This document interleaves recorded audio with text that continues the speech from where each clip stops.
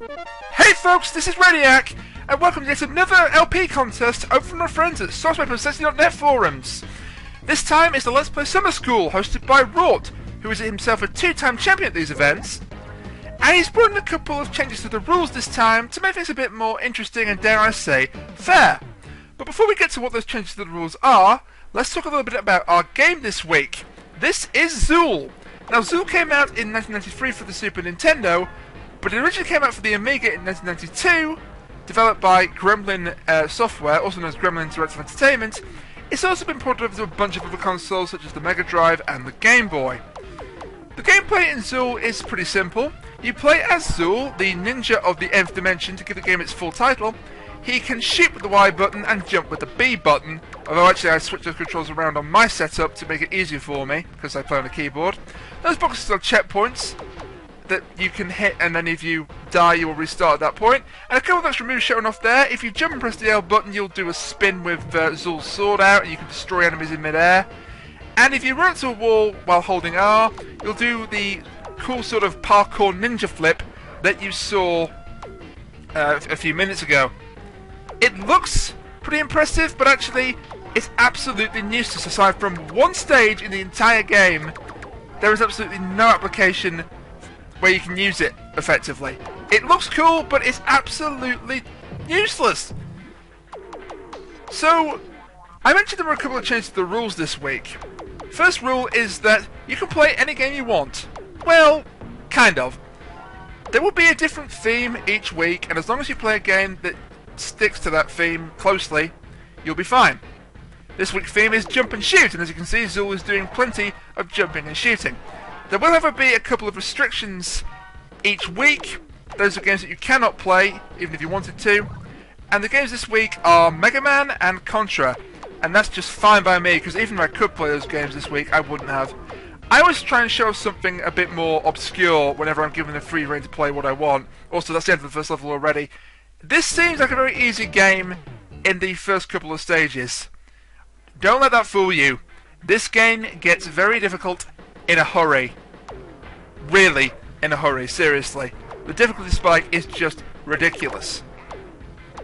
Your objective is to actually collect enough items to escape the level.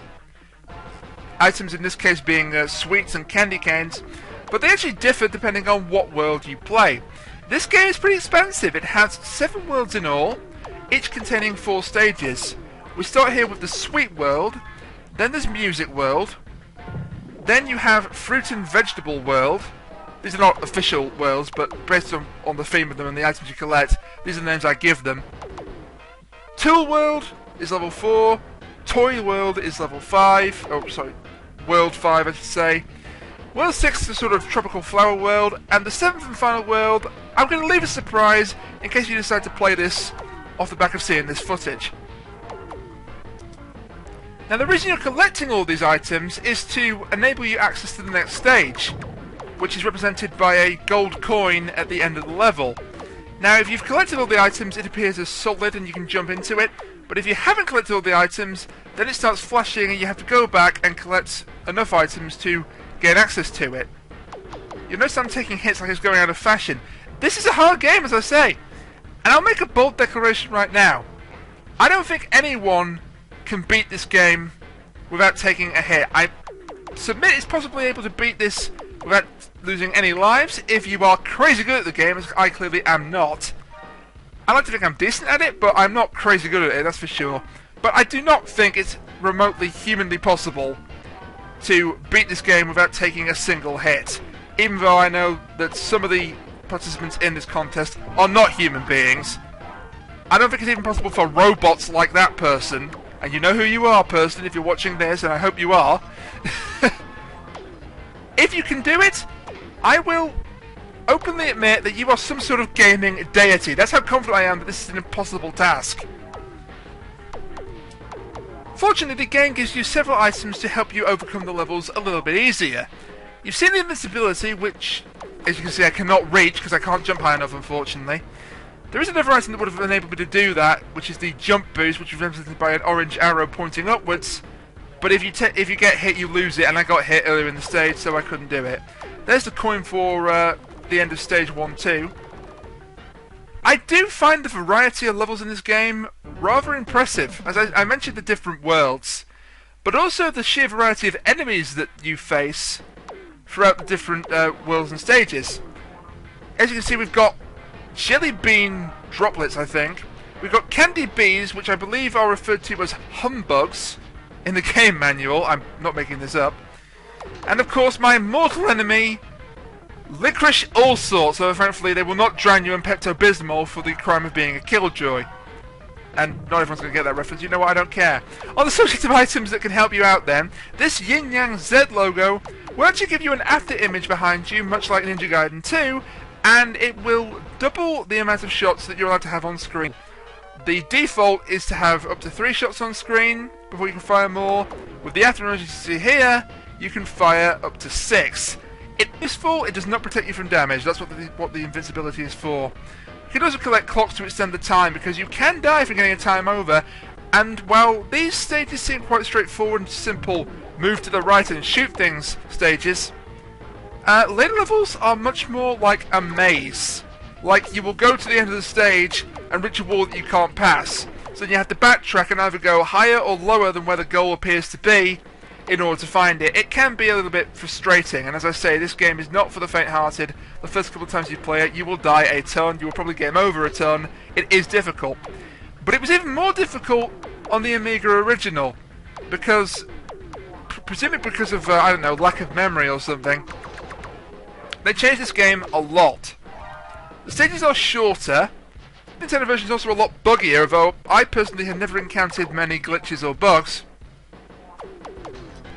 There was also actually a sequel to this game, the imaginatively titled Zool 2, which, while it played very much the same as the original, you still have to go around, and by the way, there's a spike pit down here, but it is worth it to get the after image power up. It played very similar to the original, as I say, but it added a couple of things. It added an extra playable character, Zeus, Zool's girlfriend, who's just basically him, but female, and with wearing a bit more red. And also added the ability of a charge shot, making this even more of a Mega Man clone than it already is. Actually, the developers of this game, Gremlin, never actually intended this to be a Mega Man clone. I've just given the game away, haven't I? God damn it! They actually intended this to be a rival to Sonic, rather interestingly, much like the creators of Bubsy and Aero the Acrobat did, and we all know how well that worked out for those franchises as well. But this game is much better than them. It does have a major problem though, which you may have already spotted in the course of this video, and that is the collision detection. Quite frankly, it is appalling. There will be times when the game thinks that you've hit an enemy and you're nowhere near it. Also, nasty trap here. That licorice all sort is actually hiding spikes where it's standing, so even if you shatter it with your shots, or if you jump on it, you'll land right on the spikes and take damage anyway.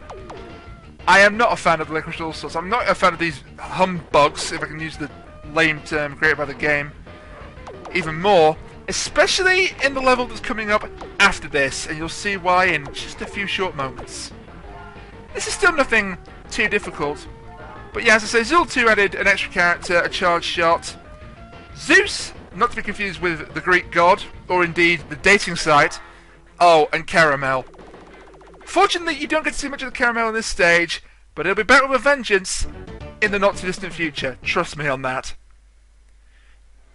Yeah, as I say, Zeus actually appears in this game, but only at the very end, and that's not really a spoiler because the ending to this game is pathetic. It's just basically a couple of still images and a picture of Zool, Zeus, and his two-headed pet dog, Zoon.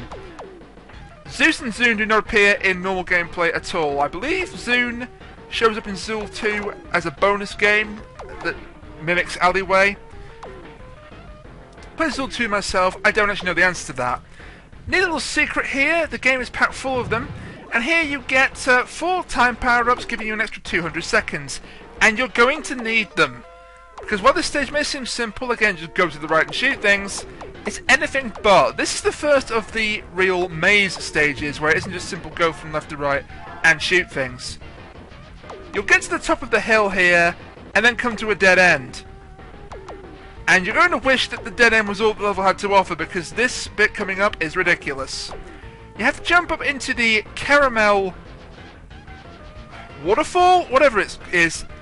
This thing is so irritating. Whenever you're in this, Zool moves like molasses. It hampers your movement considerably, and that wouldn't be too difficult. Were it not for the fact that humbugs continuously show up and try to block your path, and since you can't jump when you're in the caramel, you either have to sort of inch away from them and hope they don't hit you, or just take the hit until they're inside Zool's sprite and then fire and pray. Fortunately, these pink platforms do provide some respite for your trudging through the caramel. I did not say that very well at all, but this caramel does not bring out the best of my emotions. Seriously, I hate it, and I hate this stage, apart from the boss. The boss is kind of entertaining, but I hate the stage. Fortunately, if you go up to the left, get some sweets to fill up your meter. You'll also notice there's an arrow next to your meter that will tell you where the goal is. It's not always helpful, because sometimes it could be telling you, "Go down, stupid," and there's a wall blocking your path. Or isn't immediately obvious where to go. It doesn't actually say, "Go down, stupid," I just kind of imagine that. And these donuts will give you a massive point boost, but unfortunately do not count towards your tally, so they're kind of useless unless you're going for a massive score. And I presume if you were playing this normally, you would be going for a massive score. But I'm not, because I'm only limited to 15 minutes. There is kind of a neat way to trick out the caramel. If you move to the very end of it, like there, you can actually jump normally. I don't know if this was intended or a glitch, but I'll take it. Also, the best way to take care of the candy bees, I refuse to call them by their proper names anymore because that name is just ridiculous, is to jump and spin. But I decided not to do that this week because this is jump and shoot week, not jump and spin week, or indeed jump and pointlessly cool ninja flip week. So I decided to stay truthful to the original plan. Now, there were a couple of other games I could have chosen instead of Zool this week. My first choice was going to be a first-person shooter, like, I forget who it was it Ryun Sichi did Borderlands 2? This is going out on Monday, this is being recorded on Monday, so if anyone did anything after this, I apologise for leaving you out, but they did a first-person shooter. Sunburst basically did Turok Rage Wars. I was going to do a first-person shooter, but the only first-person shooter I'm remotely proficient in are GoldenEye 007 and Perfect Dark, and you can't jump in either of those, so they were out. You can jump in The World Is Not Enough, but I've already played that for an earlier contest. So instead I picked Zool because I played it as a child, and it's kind of close to my heart even now, even with its limitations and flaws, which there are several, including the poor collision detection. Now, if you haven't got enough candy when you get to the exit, there is a huge stash of candy right over here to the left, which should give you more than enough items to be able to complete the level. I should also mention I was going to play either Metal Slug or Gunstar Heroes, but I thought the whole world and his wife were going to play them, so I decided to do something different. Now, at the end of every 4 stages, you will take on a boss battle. And the music that plays during the boss battles is really, really good, by the way. This is the first boss, whose name is Humbugger. God damn it, Gremlin. The other bosses are really interesting. The thing about this boss, I actually find it harder than some of the later bosses, because he doesn't really have that much of a pattern. He just sort of drops his bombs and then tries to fly directly into you, and it's almost impossible to jump over him. So really, the best way to beat him is to just sit back, shoot, tank damage until he goes down. As I say, the later bosses, which can include, by the way, a giant evil guitar, a banana with a spiked collar, which in the original Amiga version was a banana in pyjamas. Oh-ho, see what Gremlin did there. A giant jackhammer, a robot, which is easy as pie, a cactus, and again, I'll keep the identity of the final boss a secret. Also, if you can beat the boss of each stage without taking damage or collecting an S logo that's hidden on each final stage of the world, you'll go to a bonus level, which is kind of like Gradius, where you're in a spaceship flying through a bloodstream. So I suppose it's like Earthworm Jim meets Gradius. But I can never seem to beat that boss without taking at least 1 hit.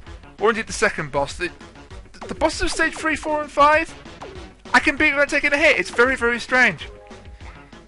Anyway, we're now in the music world. Unfortunately, you won't see much of the music world because my 15 minutes are coming to an end. So just have a few final thoughts. You'll also notice there's a number next to our arrow that shows us what the goal is. That actually tells you how many items you need to collect to end the stage, and this will change depending on your difficulty.